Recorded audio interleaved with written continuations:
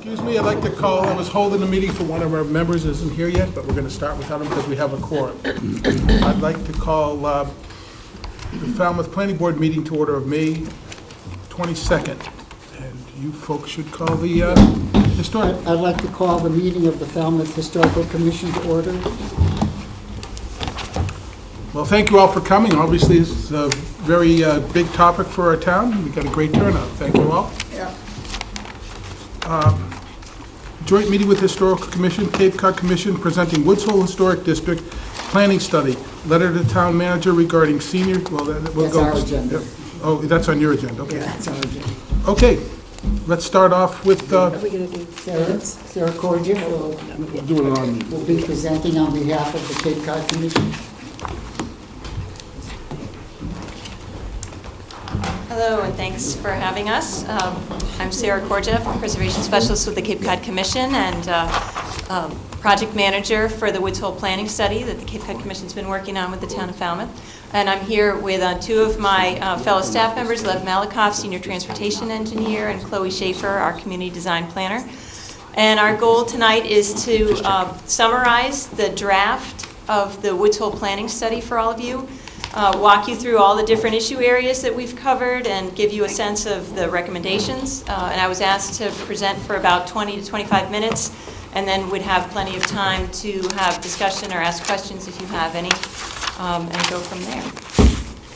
So without further ado. You're probably familiar, this was a study area that was determined when Falmouth approached us and asked us to do this project. We did end up looking a little bit outside the boundaries of the solid line there based on public comment that we received through the process.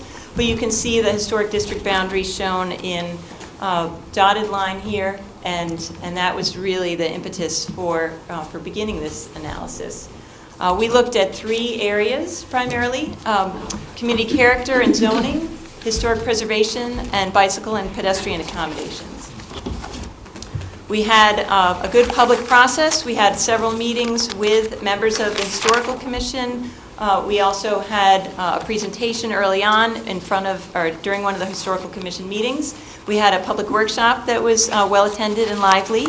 And we had several stakeholder meetings, meetings with individual organizations and institutions, large property owners, in the early part of 2018 to try to get specific comments from them. As you know, in Woods Hole, a very large amount of the land is actually owned by institutions and by government agencies. So having discussions specifically with MBL and HUI and other folks was really an important part of the process because they are such a significant part. I'm going to start off by talking about historic properties. We looked at the Woods Hole Historic District and its boundaries and the historic properties within it. This map illustrates the properties that are inventoried in the Massachusetts Cultural Resource Inventory System, which is essentially an inventory maintained by the Mass Historical Commission. Here you can see in color those properties that are within the historic district in Woods Hole and have been inventoried as historic properties. And here you can see the properties that have been inventoried that are outside of the historic district. So there's a large number of historic properties, properties that are known to be historically significant that fall outside of the historic boundaries, the historic district boundaries. And that was one of the reasons really for beginning this study, taking a look at whether the boundaries are appropriate in Woods Hole for the district. In looking at the historic buildings further, we looked at the age of historic structures, and this data is based on the historic inventory forms, again, in this MACRIS database. Here you can see the oldest buildings in the Woods Hole area shown in the darkest red color, and then as they transition to yellow, green, and blue, those are the more recent structures.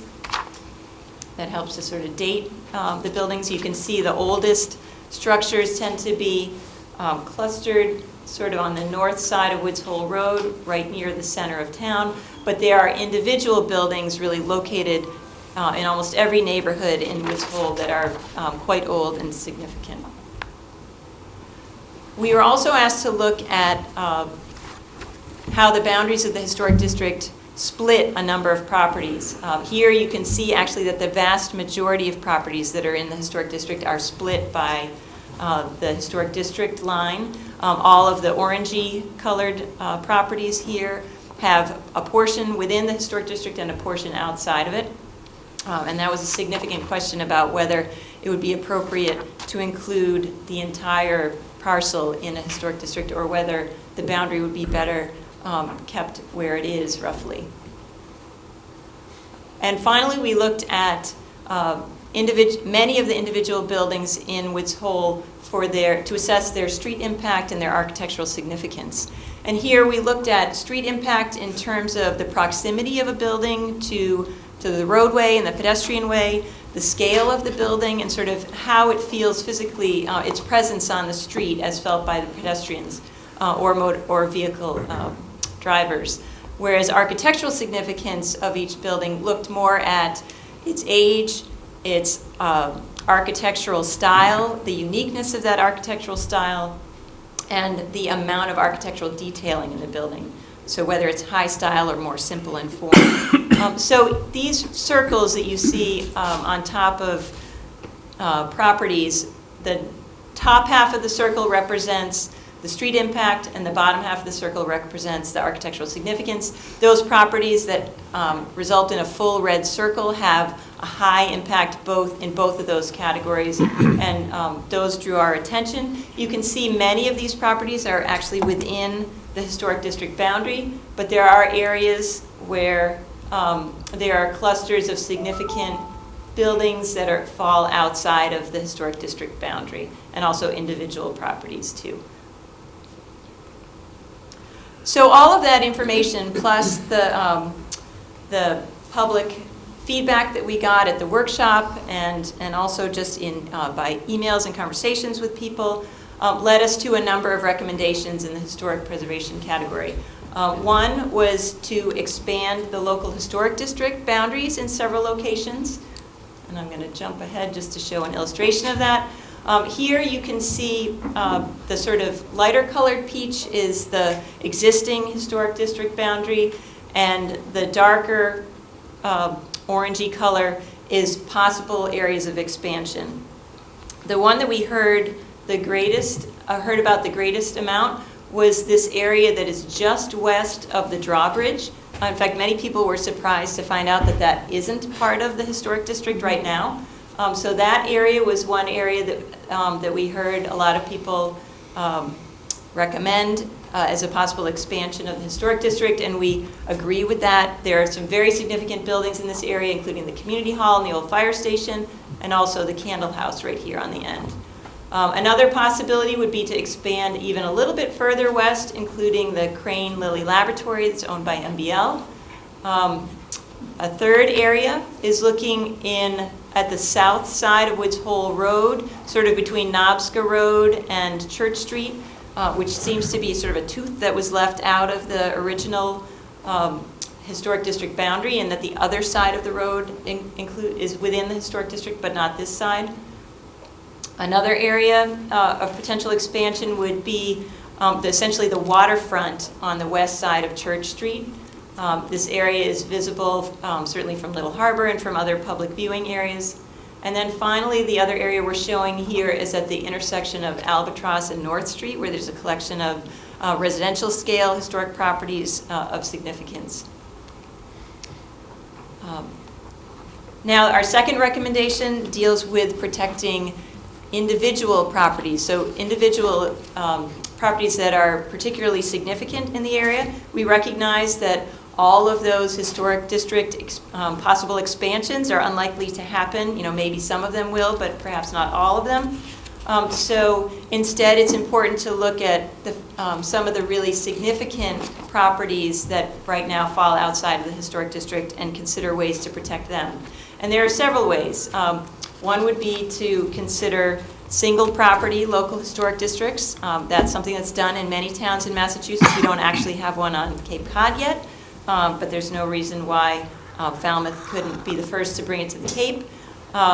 Also, National Register designation would afford some protection to historic properties. individual historic properties. And also there's a tool called preservation restrictions, which is, if you're familiar with conservation restrictions, it's very similar, though instead of focusing on protecting open land and limiting development there, it focuses on architectural features and key characteristics of a historic structure and protecting them. This map illustrates what we've identified as a number of the key historic buildings that are outside the district boundaries. They're shown in this darker red, and they're identified as such either because they are quite old or they're very architecturally unique. The Airplane House is perhaps one of the best known properties. Also the building, the Candle House, thank you. And a number of other, there are a number of other very old properties that have been identified that are outside of the historic district, that it's worth pursuing specific protections for those properties. Then two other recommendations. Again, acknowledging the fact that the historic district will not be able to protect all the historic properties in Woods Hole. So looking at alternative ways of protecting them is important. One is looking at expanding or extending the demolition delay bylaw in town. Falmouth currently has a 6-month delay, which is one of the shortest of the 15 Cape Towns. Most of the Cape Towns have either a 12-month delay or an 18-month delay. So we'd recommend that as a way of offering a greater amount of time for people to consider and identify alternatives to demolition of a significant historic property. And then finally, addressing historic neighborhoods that are outside of the historic district. These areas of concern, you can see 3 of them. These are areas that we heard a lot about. People really appreciate the character of them. They recognize that historic structures contribute to the character, but there wasn't consensus about whether it would be appropriate to create a historic district in those areas. So looking at alternative ways of protecting them through some modest changes to zoning regulations, dimensional regulations, and involving the Historical Commission in some planning board reviews is what we're recommending there. And that really brings me to the next section of focus, which is looking at zoning and building design. So here in this section, again, a lot of existing conditions maps. This is showing existing land use, again, representing the wide variety of land use in the district. Also looking at open space. There really isn't that much protected open space right in downtown Woods Hole. However, you feel like there is, partly because of all of the open water views that you have. We looked at zoning, acknowledging that you have 2 different business districts here and 5 different residential districts, as well as a public use district, which covers much of the land that is owned by the marine research institutions. So in thinking about community character and what defines the individual neighborhoods around Woods Hole, some of the things that really define Woods Hole are its physical characteristics. Of course, there's also the presence of the marine research institutions, the vibrant downtown, the activity level from the Steamship Authority. But in terms of looking at the physical structure, we looked at some elements that would help to define why Woods Hole looks the way, or why specific neighborhoods look the way they do. So we looked at lot size here, and you can see that there are areas of very small lots, up to 5,000 square feet. These sort of mostly residential areas here, and also up in this area. Also much larger lots, specifically along Church Street, and some of the back lots sort of behind Woods Hole Road. We also looked at existing building setbacks. So how close are these buildings, particularly the front setback? How close are these buildings to the roadway? Because that really defines their presence. And again, we have many, many buildings you can see in this darker red colors. Their front wall is within 10 to 15 feet of the right-of-way. And that lends itself to somewhat of an urban environment in this area, which is part of what people appreciate about Woods Hole. There are also residential neighborhoods where that's the case, here up to the north and then along Millfield. And so those are some important defining characteristics of the village. And also we looked at building coverage, so how much of the lot is covered by a structure. Here again, so Falmouth has a 25% lot coverage maximum right now, or is it 20, I'm sorry, I think it's 20%. And so here you can see that there are actually quite a number of lots that are well under that. Anything that's in the yellow to sort of yellowy brown range is less than the maximum amount, which could draw some attention to potential for development in any of these areas along Woods Hole Road, Church Street, certainly down on Juniper Point, and then a number of individual properties sort of laced through School Street and north. So with those ideas, we have some recommendations. First, I should say, we didn't see any really glaring concerns in terms of dimensional regulations, but given that we had heard from folks in the neighborhood that they were concerned about the evolution of some of these historic neighborhoods, I think it's appropriate to look at the dimensional regulations that the town of Falmouth has in Woods Hole and adjust some of them, specifically looking at building coverage allowance, so to make sure that it reflects the existing patterns in the different neighborhoods. And also perhaps adding a maximum building setback. So it's not just a minimum setback, but if you really want to maintain that feeling of buildings up close to the street edge, make it so that buildings must be located somewhat close to the street rather than if a new structure were placed well back from the road, it could look like a missing tooth sort of along the roadway. Just acknowledging here that any kind of change to dimensional regulations is a zoning regulation, so that would require planning board support and also approval at town meeting.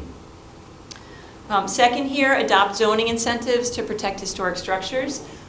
There are a number of communities off Cape and some other towns on Cape that are considering adopting regulations that provide dimensional flexibility for historic properties. So in a way, it's instead of just looking at a stick to try to prevent people from demolishing historic structures, it's offering a carrot. If you agree to preserve your historic structure, we will give you greater flexibility in the dimensional regulations. We might allow a greater lot coverage. We might allow an accessory dwelling unit where we wouldn't normally. We might allow more flexibility in terms of the building setbacks.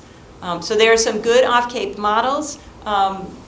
And it's worth looking at them. There's one town in particular, Hopkinton, that actually allows the creation of what they would call a substandard building lot, specifically around a historic property that might be threatened, so that it can stay where it is and other development could happen behind and around it.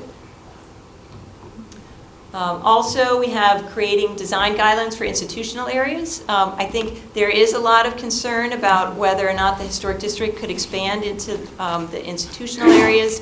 And one way of addressing, or an alternate way of addressing development, future development in institutional areas would be to develop some design guidelines that get at the specific concerns about individual buildings that have an important impact on the community, and also just overall general massing and creation of open spaces there. And then finally, looking at formula business zoning. There's a lot of concern about regulating formula businesses, but the courts have shown that it is possible to regulate them for specifically aesthetic and visual impacts. And that could be done through a special permit process.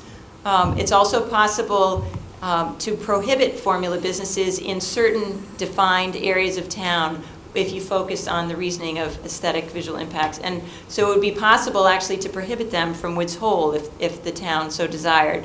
But otherwise, we would encourage you to consider creating a special permit process for them. Right now, Falmouth has what seem to be very effective regulations that deal with restaurants that sort of get at the formula business restaurants that could potentially go into this area, but that still leaves the door open for other types of formula business, especially when we're talking outside the boundaries of the historic district. Okay, visual character.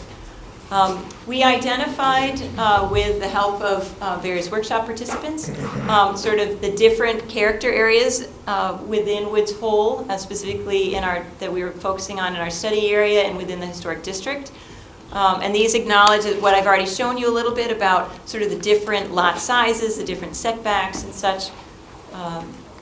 We also identified the various water vistas, here looking down from Water Street, here from sort of the Woods Hole Road and Little Harbor area, and then here on Eel Pond, looking east and west. And we came up with some draft recommendations dealing with visual character. I think we heard many comments about managing the vista above Little Harbor, specifically maintaining the vegetation there. That would require a mass highway permit because that property is owned by them, but our landscape architect had some conversations with folks there. It didn't seem like it would be difficult to get them on board with a project like that if the town pursued it. Also the potential to develop pocket parks at a few of these key vista locations. And here, so here's the Little Harbor area, or the area overlooking Little Harbor. And then the possibility of a pocket park somewhere along School Street here, allowing people to appreciate the view out over Eel Pond. And then also here at the Crane Street intersection where you're actually up high and have a view over the Steamship Authority property. There's a lot of pavement in that area. It could potentially be turned into something that's more desirable for people to sit at and take in the view. Since we're talking about Steamship Authority, also providing comments to the Steamship Authority on their building design. We know the latest set of design iterations included various building forms with different roof heights and different massings, like some broken up more than others, but some had a much higher ridge line than others, which would definitely affect water views from different locations on Crane Street and Woods Hole Road. So specifically providing comments to them, encouraging them to lower the roof height so that, because I think it's more important to be taking in the water views here than a new building. And finally, again, mentioning the institutions, coordinating with them on project designs, maintaining a dialogue with them about what their upcoming project goals are, and we can acknowledge that both organizations, both WHOI and MBL, are either in the midst of or considering strategic facility plans and have been very open about that. Okay. And then it would be wrong to talk about Woods Hole without mentioning flood hazard areas. This map shows the FEMA flood zones. And as you can see, almost everything west of School Street, certainly everything west of the drawbridge, is within a flood hazard area. And that means that we've got institutional buildings, we've got residential buildings, we even have some commercial buildings in a flood hazard area. And that's a big impact. That's a lot of properties, that's a lot of assessed value, and that's a lot of people and buildings that would need to be either elevated or somehow changed to make them safer from flood hazards. So thinking about how that might impact the character of the area, we've recommended adopting design guidelines. There are a number of communities around the country that are waterfront coastal communities that have done this. And some of the most basic tenets are to try to identify a consistent elevation that all buildings would be elevated to, so that at least along a single neighborhood street you would have consistency as people individually improve their properties and lift them above base flood elevation. Also looking at the design of new access points, acknowledging that when buildings get lifted a significant distance up in the air, they really change their relationship to the pedestrians and the street. And so the design of stairs that are going to carry people up to that higher level, or other entrance points, is an important factor, because they will become much more prominent, these entrance points.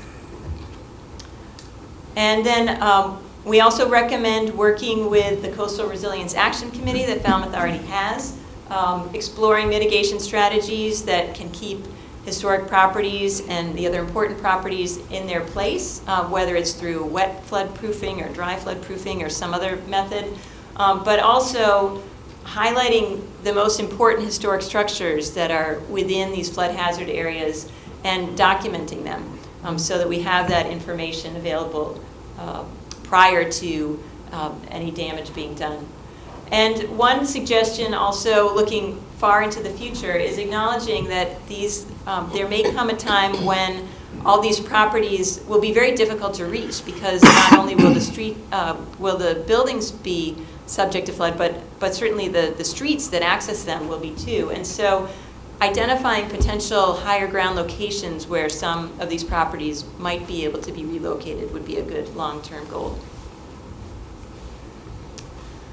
Finally, looking at pedestrian and bicycle facilities, we looked at existing pedestrian facilities, the sidewalk, the state of sidewalks in the study area, and also the location of crosswalks. The downtown area, really on Water Street and around MBL, has really an excellent collection of sidewalks, ADA compliant, very easy for pedestrians to get around. Some of the neighborhood areas around them the sidewalks are in much less good condition, and they're sort of missing in places. We heard people say that, just this little connection to Stony Beach would be nice. And also, the crosswalks are located well, sort of in this downtown area, but not so much as we head to the east on Woods Hole Road.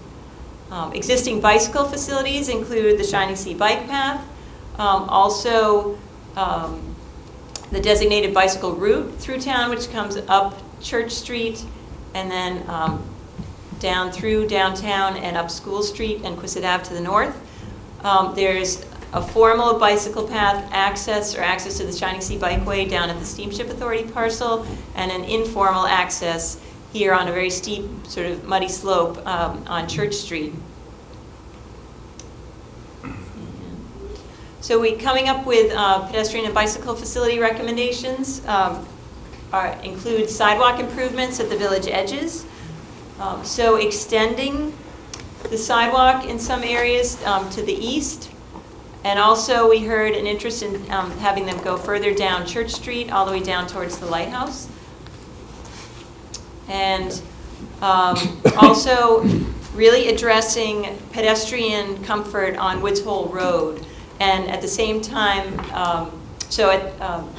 both improving pedestrian walkways there and also providing crossings and bump outs or narrowing or necking down of the traveled way in order to slow vehicle traffic there. So here we've identified a number of additional crosswalk locations, and along with those would be traffic calming methods such as narrowing the road, additional signage, and pavement markings. Also providing bike path access from Church Street with a bike, by means of a bike rail. So here there's this clever tool that is used in some areas where you can actually have stairs, but then a metal rail that is just wide enough for pushing a bicycle up, so you don't actually have to carry it up each step. So something like that might be desirable here at this steep location where you can get from Church Street down to the bike path. And then finally, improving the bike route and trail signage. We heard from several folks that that when visitors are in the community, they are often confused about the actual bike, designated bike route through the town, and so improving the signage, especially from the location of the Steamship Authority where a lot of new folks are entering the community, that would be helpful. And that is the summary. And at this point, we're happy to answer any questions that you have.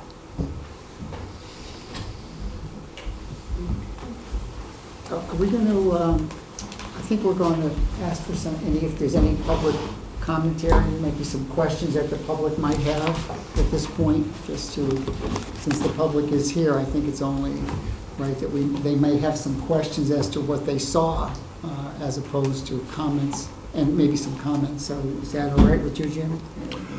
Yeah, we usually go to the boards first and then go to the public second, but we can do it the other way Well, tonight. You're here, we'll do it your way first. We'll do it your way first. We'll do public comment first. Is there any public commentary on the presentation? Could you just give us your name and number? My name is Jerry. Excuse me, our policy is you come up here and speak so they can hear you at home. No one will hear you at home unless you're on that microphone, so that's the process we have to. And name, rank, and serial number 10.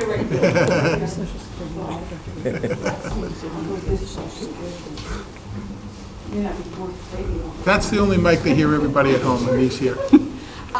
I was going, Excuse me. oh, yes, I'm Your Jennifer. process is here, you address the board, not the audience, and you first identify yourself and where you live. I'm Jennifer Gaines, and I live in Falmouth. I work in Woods Hole. I still work in Woods Hole. I have a question for Sarah about the historical district. I have always thought that it was a mistake that we didn't extend it up to High Street, Buzzards Bay Avenue, and all that, what used to be called Crow Hill. Okay. Crow Hill. Excuse me. Yes? We have How a, can I talk to her? no, you can't. You can't. The way it works is all the questions are addressed through the board, both chairmans, and then we go through there. You don't get to address the audience. You need to either, How about the speaker? nope, that's not how it works. Okay, address you. Yes, Mr. Chairman, ask the This question, Mr. and Chairman. he asks the question. Mr. That's where we- Chairman. Yes. Would you be so kind as to ask the presenter if there's any chance that they could extend the historical district up on Crow Hill, which is historically called Crow Hill, which is Buzzards Bay Avenue up to High Street, and that beautiful collection of houses which were marked as early and notable, a whole big collection of them. I mean, certainly, we've looked at that already, that area, and I think as Sarah mentioned, the reality of how much we probably could extend the districts is going to be limited. I think we want to take some first steps on maybe the areas that are more visible, like maybe the commercial area, for example. But we're certainly, the Historical Commission is going to look at all of the recommendations in the area and try to put a plan together as to should we and will we ask for or go through the process of extending the historic district, and then how far do we want to go with it. So certainly that's part of what we're going to examine, the area that you spoke about, because obviously it's so visible and there's so many historic buildings there. But that's probably going to go back into our commission, and we're going to study into the feasibility of what we're able to accomplish. And if it is considered historic without being in the district, but she mentioned other policies that could be put in place other than historic district policies. I think that was you, not you. Well, there's other ways to protect historic buildings. Certainly, the most effective is to include it in the historic district, so it has regulatory oversight. Yeah. But short of that, there are other remedies. The demolition delay extension, for example, maybe some zoning overlays that would restrict how the property is used, for example. So does that mean the creation of other restrictions that are not existing yet? Well, they exist, but they may not exist for that area right now. So we would look at extending the existing historic districts. We might look at, especially for the most important buildings that are isolated, we might look at one building historic districts to protect something that really was an outlier that we couldn't extend, we couldn't tag it onto the existing districts. And then if it comes to other more simpler, I'll say simpler, being maybe some zoning things, we'll look at those as well, and then recommend to the planning board areas that maybe they have oversight over that might help protect a building that's isolated outside the It would be district. very nice to have that part protected in some way. Thank you. Thank you. Thank you. I'm sorry, I should have mentioned it before. The general procedure is all questions are through the board chairs, Yeah. not to anyone in the audience. You come up, you identify yourself, where you live, and then ask your question, and then we ask whoever's to come up and answer it. I should have said that. That was my mistake for not saying that in the beginning. Excuse me. Is there any other public comment? Please come up.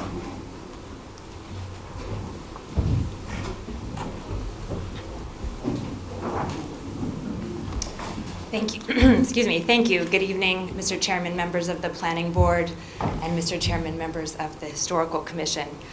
For the record, my name is Eliza Cox. I'm an attorney with the firm of Nutter, McLennan & Fish in Hyannis. I live in Wellfleet. And I'm here this evening on behalf of MBL and HUI. We're pleased to be able to make some comments to you at this stage as you heard Sarah's presentation and are considering various alternatives for this area. I did submit a letter earlier today to Sarah at the Cape Cod Commission and copied the town through the assistant town planner. Hopefully you all have or will get copies. I do have extras that I can provide. Both, as Sarah indicated in her presentation, she has met with both HUI and MBL, which are key stakeholders in the village. And on behalf of both organizations, we appreciated the opportunity very much to have those preliminary discussions with commission staff, as well as with the town's planning department and the chair of the historical commission, so that we could understand what alternatives are under consideration and the process moving forward. During the course of these meetings, both organizations expressed significant concern regarding potential impacts that might be associated with any proposed expansion of the district to include the organization's properties. The existence of these two organizations, HUI and MBL, both charitable nonprofit educational organizations, which have been in existence over the past 130 years, have really established Woods Hole and the town of Falmouth as internationally prominent marine research areas for scientific research and education. They are important economic drivers and assets to the town. Both organizations support the community and community events, and their presence in the district and in the town significantly contributes to, and in many ways I think defines the unique character of Woods Hole Village and the community. Importantly though, the historic significance of these organizations in Woods Hole is derived from the research, the education, and the science that is performed within their buildings and not the exterior of the buildings themselves. These are active educational and research institutions, and in order for them to remain preeminent in their respective fields, they must have the ability and flexibility to adapt to modern science as it evolves. As a result, both HUI and MBL are very concerned with any proposed expansion of the district that may include their properties, and that therefore may impact their ability to continue their education and research that would include, without limitation, limiting their ability to physically change and adapt their facilities as the nature of science and technology evolves. This is critically important to them. If they're unable to adapt their facilities to the modern way that science is currently operating and will operate in the future, they're at risk of failing to be relevant. In addition, as Sarah showed the slide, their properties are within the 100-year floodplain. So there's a real tension between flood mitigation measures and historic preservation measures, which seek to watch and modify and prevent changes to scale and exterior design. This is of real concern to the institutions. They've already indicated that it's very hard for them to obtain insurance policies on their properties and are very concerned it would be even more so if they're included within this district. And they need the ability to be able to protect and insure their assets. In addition, additional regulation and process in the very highly competitive market for government funding of research and capital improvements may be impacted by additional process that would be associated with expansion of the district. Although HUI and MBL appreciate very much the meetings that they've had to date with the Cape Cod Commission and with the town, it's clear that there needs to be more dialogue between the institutions and the town regarding these various recommendations. Therefore, our request tonight on behalf of the two organizations is for the ability to have additional meetings and dialogue with the Historical Commission Chair, the Planning Department, and as appropriate, the Planning Board, perhaps if he's willing through your chair, as the Historical Commission has done, to allow these organizations to continue to discuss the concerns that they have as you evaluate the options and how it may impact the two organizations which are so important to this community. So we thank you very much for the opportunity to provide comment at this stage. I'd like to ask a question. I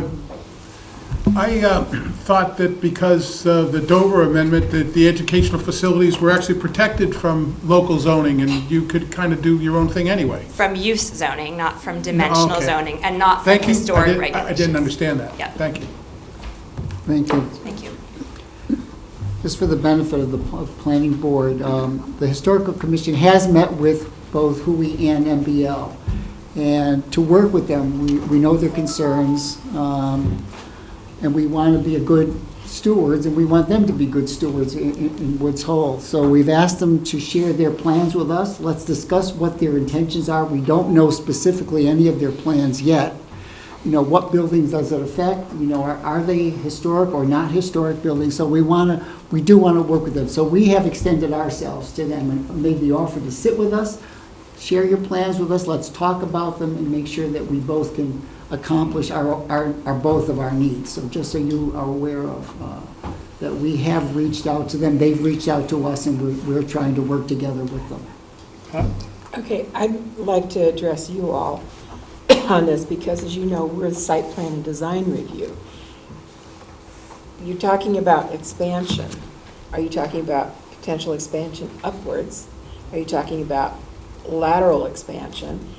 Are you potentially going to incorporate the idea of form-based building so that the exterior we can determine will fit the historic concept of Woods Hole? But what they do inside is up to them. We're currently exploring more of the concept of form-based. And it seems to me that form-based could answer some of the questions. Now, good old Mother Nature is not going to be denied, and this is a big problem. Stilts don't quite fit in. And we asked those questions. We don't know the specifics yet of what their plans are. I mean, certainly if the historic district does expand and it does incorporate more of their buildings than is today, certainly knowing what their intentions are, we can advise them, is it an issue of form or is it just exterior modifications? That's what we don't know yet. Okay. Any more members of the public? Any other questions or comments? Yes, please come up.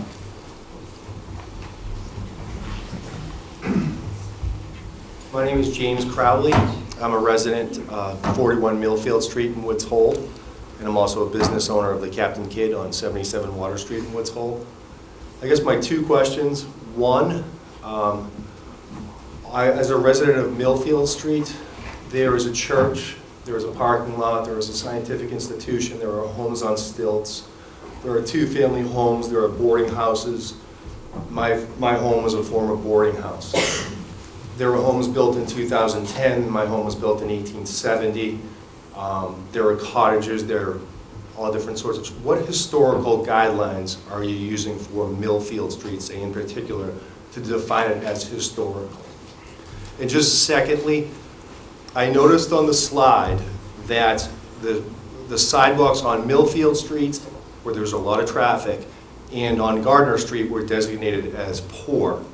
Yet I did not see those streets being pointed out as sidewalks that were going to be fixed. There are 5 streets in Woods Hole: High Street, Buzzards Bay Ave, Bell Tower, Millfield, and a part of Gardner, along with the bus depot, that are essentially the only place in town that you can park your car with a sticker. So essentially, Woods Hole currently serves as a parking depot. So I'm just curious why Millfield Street and Gardner Street sidewalks were not mentioned in the sidewalks that would be fixed. So I guess those are two questions: So you the have historical two guidelines questions. of Millfield and the park. So let me answer the first question. The process, if we were to be interested in Millfield as a historic district expansion, the process is that we're taking an inventory right now of all the historic homes in Falmouth. That's what we have to start with. First of all, what's there?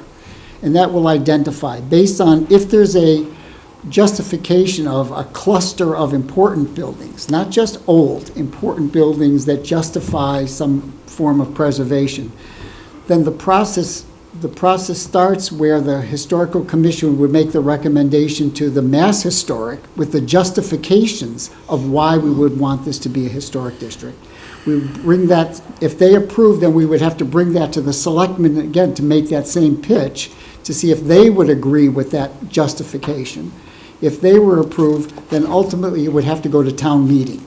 So it's a lengthy process, but there has to be a justification. We just don't randomly pick a street, because we want to control the area. So there's got to be very strong justifications of the historic properties that are within that district. So it is a long process, but it's very detailed and very specific as to should it be or shouldn't it be. It isn't random by any means. So if what you say is true, there's just a mixed bag of products there, it may not then be justified.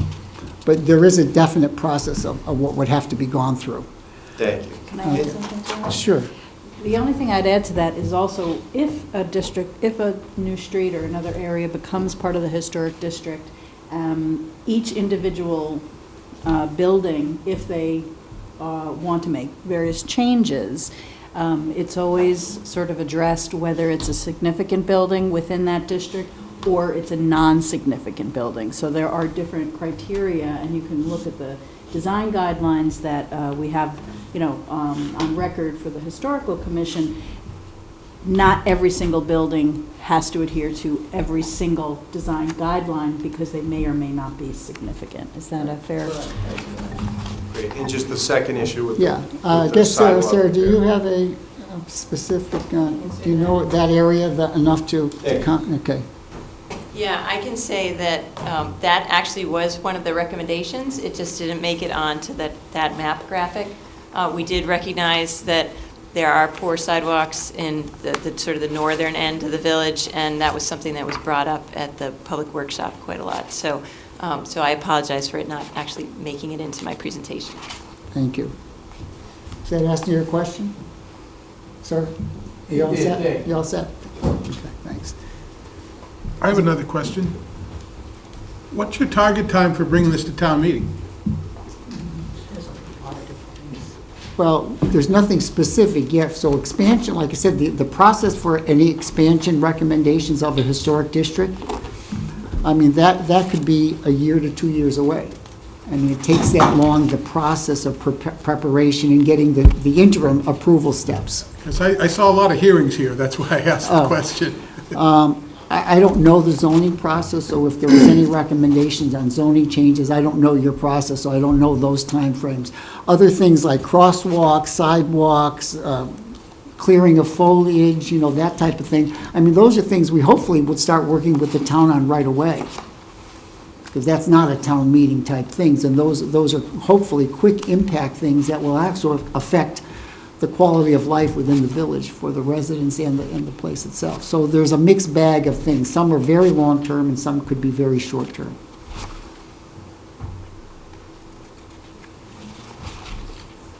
Any other public commentary? Okay, I'll close the public commentary. Okay. Okay. Bob, you have something? Yeah, I think we've already seen that anytime we talk about expanding a historic district, there is always a lot of fear by property owners. And when we were writing the local comprehensive plan and meeting with members of the Historic Commission, we talked about another designation, and I can never remember it, but it's kind of like Historic District Light, where the restrictions, they're not as onerous as they are for a full-blown historic district, and I'm wondering if that's part of any discussion yet? I honestly don't know what you're talking about, Bob. No? No. I mean, the only sort of, the restrictions that, as Nicole brought up, that within a historic district, there's contributing properties and non-contributing properties. So you have houses that are very significant based on their age or their architectural style or their significance of their residence or something like that. Our guidelines are a little bit stricter with those houses. You have a lot of newer houses that there's nothing wrong with them, but they're just not historically significant, they're not architecturally significant, and we have a lot lighter guidelines for those properties. Yet, we still want to maintain the integrity of the district, but we're not so strict on things like material and some of the things that people do. So maybe that's what the Do you have reference might something on be. this, Sarah? Sure.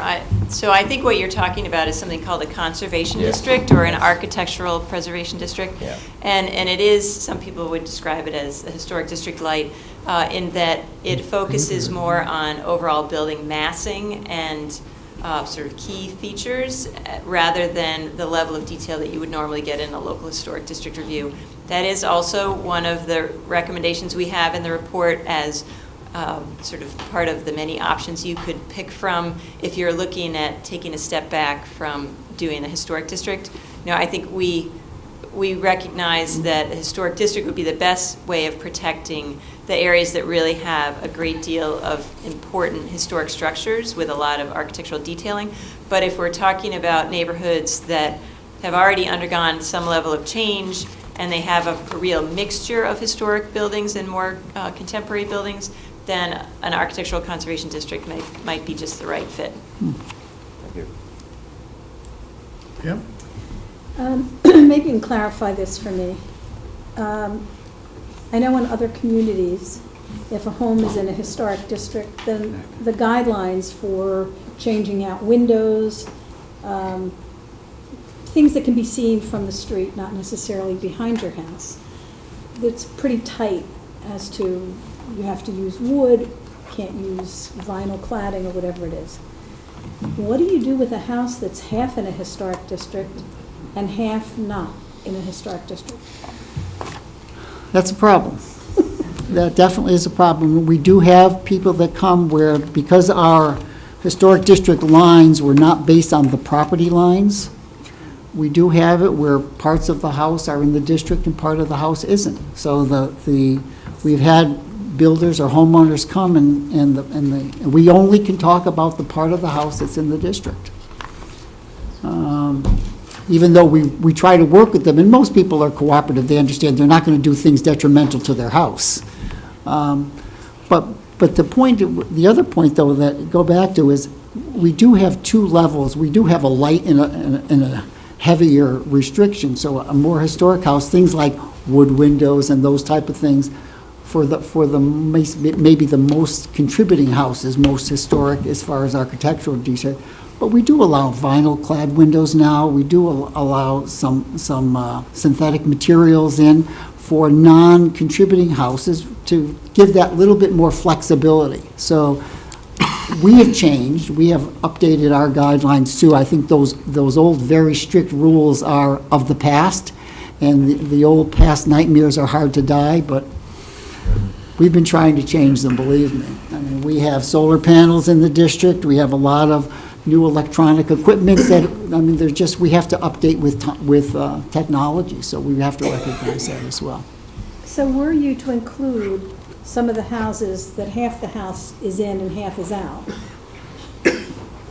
would you be lenient in terms of not, I don't want to say forcing, it sounds so draconian, but, requiring that people change out what they have in order to conform to the historic district?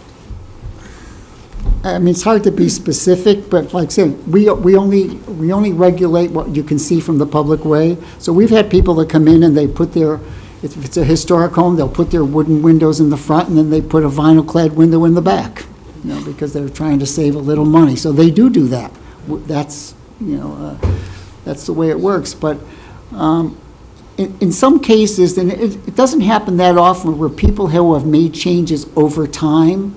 So if they have 20 windows on their house and 18 of them are vinyl clad and they have 2 left to do, I mean, we have to be realistic. And we go along, because as far as we're concerned, the house has been so modified now that it has lost some of its integrity. So we're very realistic when we go through these hearings about what we have to work with, and the homeowner. We're very sympathetic to the homeowner. But that's part of why we are looking at this historic boundary issue. So half in, or a property half in, half out, and you saw Sarah's map, which shows that the, vast majority in Woods Hole, and this is a template for other historic districts around town, the vast majority of the properties themselves are outside of the district, only the front ends of the properties are in. And it's also made the case where certain properties that are not even on the historic streets, but somehow got swathed into the historic districts, they may fall off of the district altogether, especially once we go through the significant buildings process, this project we're doing, to understand if they're contributing or not. But the other thing to address, Bob, is, we really do need to take the fear out of being in a historic district.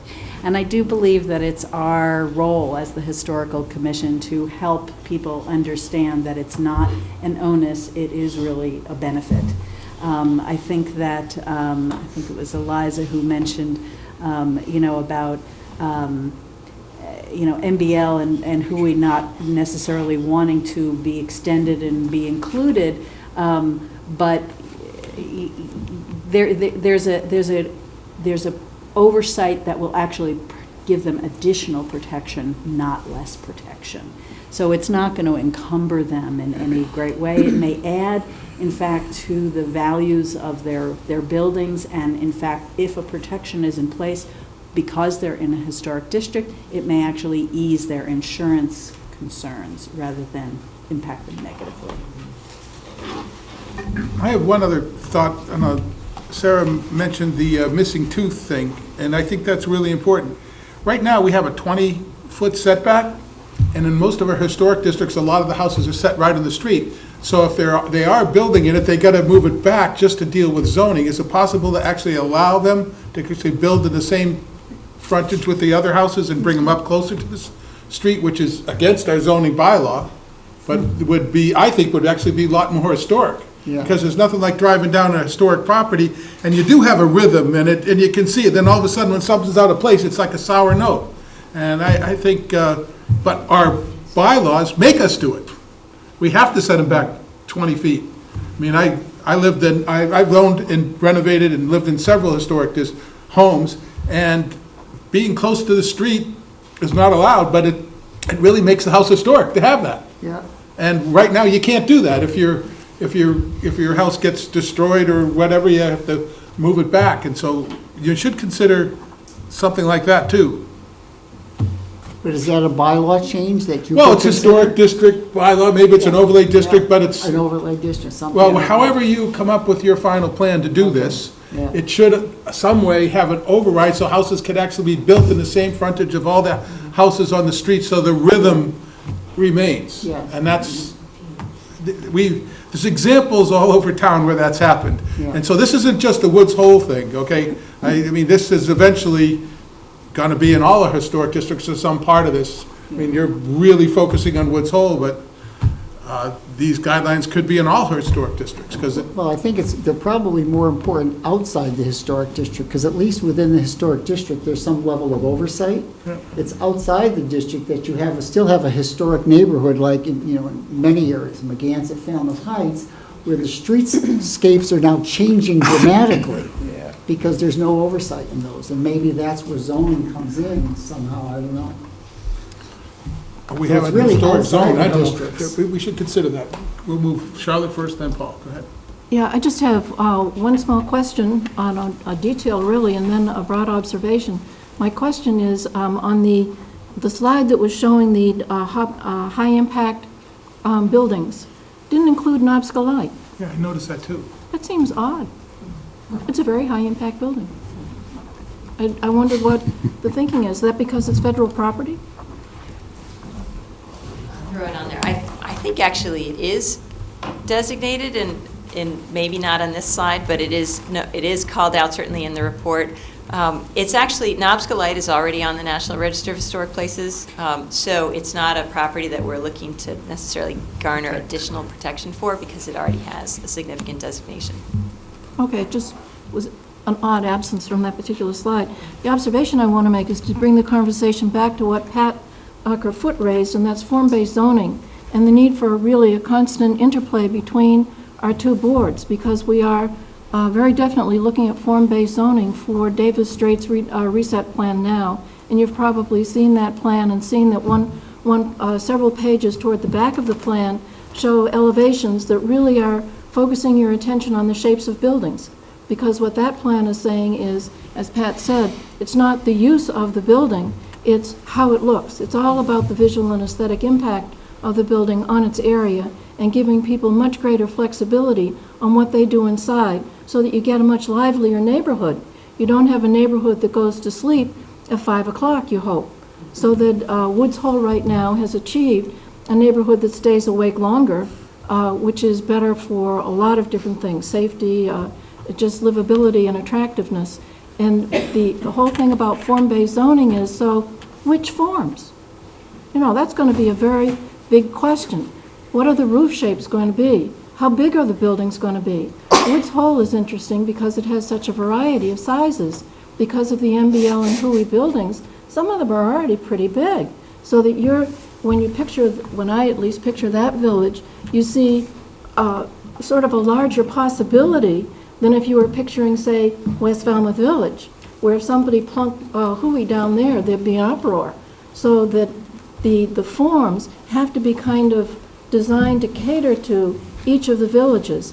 It happens that our board is starting, because we went to the Cape Cod Commission with the Davis Straits area, but that will be our first foray into answering that question: which shapes, how big, how far back, what are you going to allow?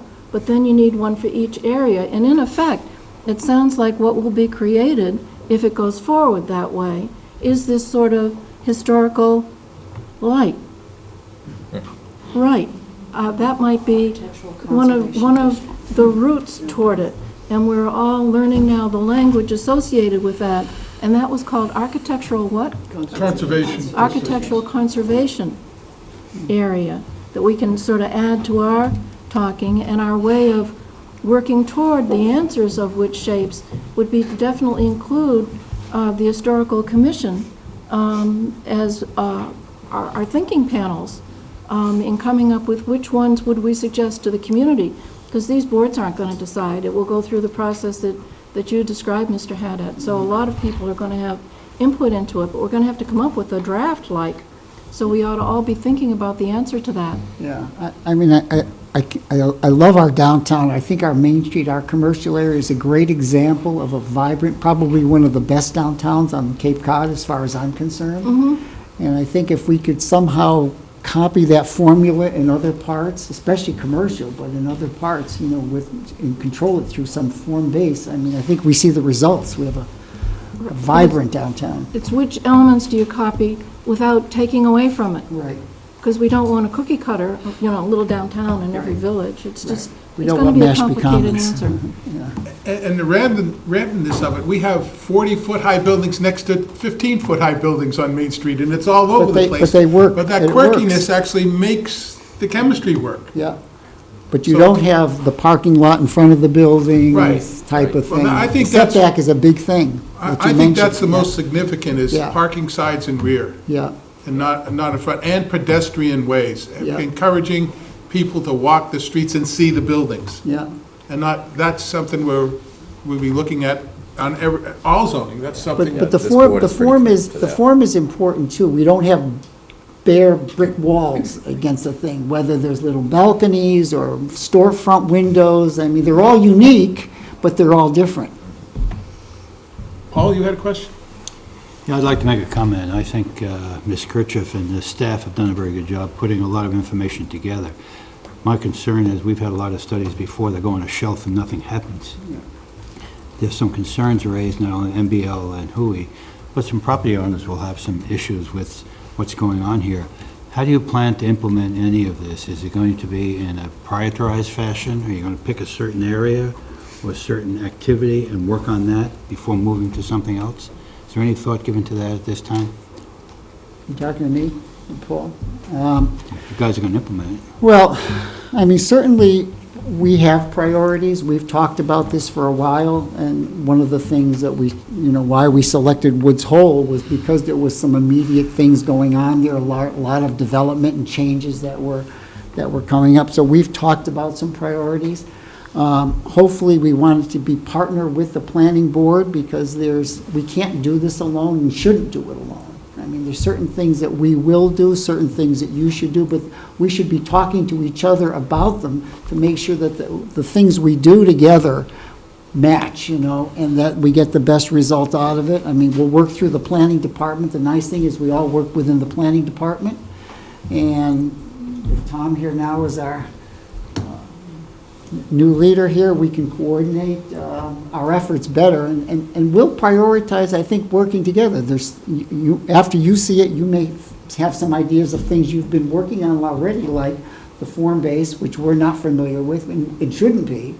But that's where we need to talk more together about some priorities, and priorities that can happen. Like you said, I'm tired of studies that don't ever get executed. And I think everybody in Falmouth is tired of those studies that you pay for and then nothing happens. So we have talked about this a lot. We want something to happen here.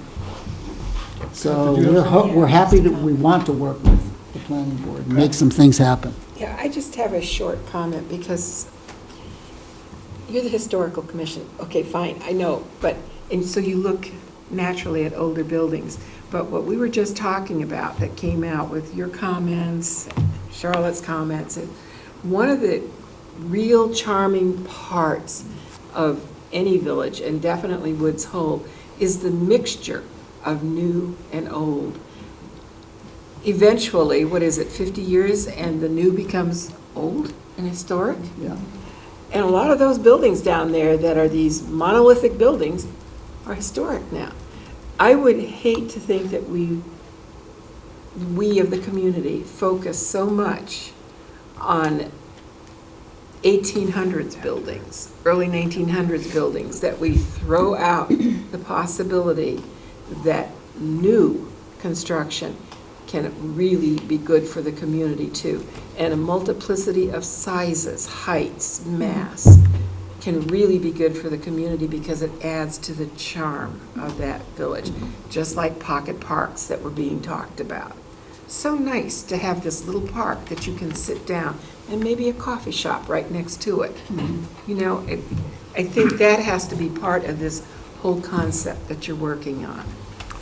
I'd actually like to ask the historic district to participate in something that we are working on. One of the things about this board is we've really gone after changing design review in this town. We have brought back design review to this board. We really focus on the materials on the buildings. And it was, in the past, they said, well, we really can't do it, but we found out we can. Because all we have to do is say, well, if you don't do work, you have to go to the Cape Cod Commission if it's in one of our planning areas, and believe me, that gets their attention. And we've been able to get very, very big corporations to start building buildings the way we like. Bob's really the one that got me started. He talked about logo architecture and how when you travel in other places, the buildings are all the same from every town. We want to have Cape Cod buildings and Falmouth buildings. So we might reach out to you because we want to put together some design review guidelines that'll go on all our main streets, not just historic districts. Or maybe we enhance this architectural preservation and control area a little bit bigger to cover that, so that we have, if we do that, that also opens the door for referral to the Cape Cod Commission if something's not going right. So it does add some teeth to some of our processes, just that I think will preserve the beauty of our town, maybe not in a historic district, but still get us to where we want to be as a town as a whole. I mean, we have intensive guidelines. I mean, a great set of guidelines that obviously they're specifically geared to a historic district and preserving what's there, but they certainly could be adapted to your use. I mean, they're already established, they're done, and we approve new buildings, modern style buildings, all the time in the district. Yeah. So we're not trying to create museums here, believe me, we're not either, because we recognize, Pat, that variety is really a nice characteristic. I just needed to put that into the Okay. mix here tonight. Bob had something, then, yeah. Something that we talked about on the local comprehensive plan committee was incentives to preserve property, or incentives if someone wants to build something new. And we talked about this house on Old Main Street in North Falmouth, where the historic district went back so far on the lot, and they just pushed the house way in the back of the lot to avoid any restrictions or anything like that. Yeah. And I don't know, we batted some ideas around for incentives, whether if there's some way, I don't know whether it has to be a state thing or a town thing, where people would get tax credits for preserving property, or making something look like it fits or belonged, it had always been there. And I would leave that up to you guys to explore, to see if there is some way. I think people respond more to a carrot than a stick. I agree, and I think there's a lot the town could do to incentivize private homeowners to improve their properties. It just needs to be a coordinated effort. We can't do it, certainly alone. You need a combination, 2, 3, 4 boards. But if the town, it's something that the town is receptive to, I think it's a great idea, but we should start talking about it. Yeah. I agree. Pam? We've had some ideas as Good. well. How much buildable area is there in the historic districts? There's a lot. If you go into the district, certainly Woods Hole doesn't have a lot of open space, or they do in certain areas, but if you go into some of the areas like in West Falmouth and North Falmouth, where it used to be the farms, some of those farms, some of those properties are a couple of acres, and they could get turned into condominium complexes, which we've already seen, you know. No, I was talking specifically about Woods Hole, though. I'm not that familiar with is the Challenger Drive area is about the biggest area of open land, or is it no? I would say. I would say so, right? There's not a lot of open land. There's not a lot of open space. Well, there was quite a range on, showing how Church Street has much larger properties than closer to downtown. So there's a range in Woods Hole. Sort of spaciousness. But some of the Church Street properties have quite a Huge. bit of acreage. Right. And they've changed a lot recently, too. But the risk is, that one of the main risks, I know that where you're from, Pam, from the tear downs, and the replacements. I'm actually surprised we haven't seen more of those in Woods Hole, because it's such a desirable area near the water, where you have the tear downs, you've got the McMansions built, and they changed the whole streetscape, completely changed the whole streetscape. So the issue with the historic districts, it's not what you do as a homeowner, it's what your next door neighbor is going to do that you don't know. And that's what should be a concern of a homeowner who has a historic home or lives in a historic neighborhood or in a historic district. It's not what you're going to do, because most homeowners love their property and they take care of it. It's what is your neighbor doing next door or across the street that you don't know is what's going to happen. And it can change your whole Okay, I'm streetscape. going to move this along. We're going to Yeah. be working this for years. Yeah, I know. Okay, and we can keep go, and I just want to keep moving. We have one more agenda item that's on your agenda. I Yeah, think we have should one cover more. it, and then we'll get on to our own plan, because Okay, we have a busy night here, too. Okay, great. Sorry, I just need to agree. keep moving. We're going to do this for years. To the Historical Commission, there was the Senior Center parking study that was done. You all got a copy of the letter. I think what I just would, this is not the final, this was the first draft, and I'd just like to get your approval of sending a similar of our concern for the poorhouse, the way the poorhouse is situated with the parking study and the proposal. I know it's not permanent, but what the proposed parking study is in relation to the poorhouse. So, Can you folks just hold up? We're going to have a break in a second. Let's finish this meeting. So I'd just like your approval of, we'll look at this letter. If anybody has any comments, you can send them to Corey, but if not, we'll send this letter to town management, just expressing our concern and ask for some input in that. So I make a motion that we approve the letter as proposed to be sent to town management. Have a second? Second. All in favor? Aye. Aye. Okay. I'd like to call a 2-minute recess so we can clear the room and Okay, recess. can we adjourn? You can adjourn. We can Yep. adjourn. You So adjourn. so We'll I'd have like a 2-minute to, recess. Thank you for having us. I'd like to adjourn the